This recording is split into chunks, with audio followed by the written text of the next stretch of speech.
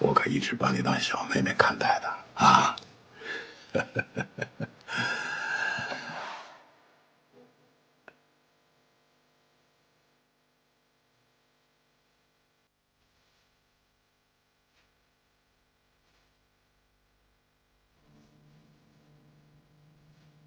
张总，那个时间不早了，我太晚回去了不好。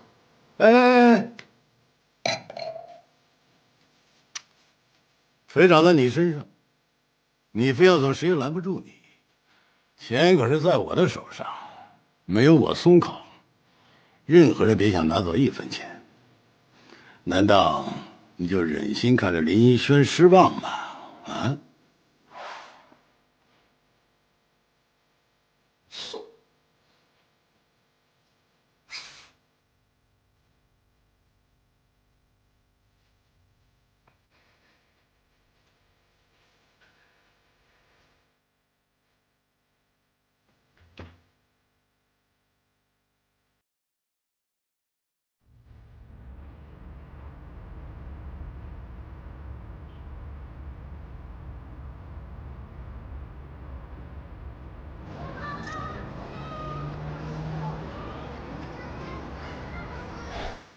那个张总，是不是老是为难你啊？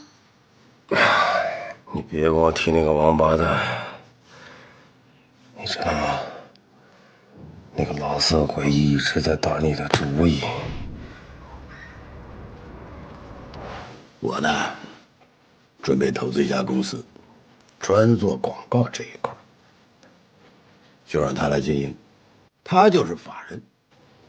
把我手里几个好项目啊，让他好好的做一做。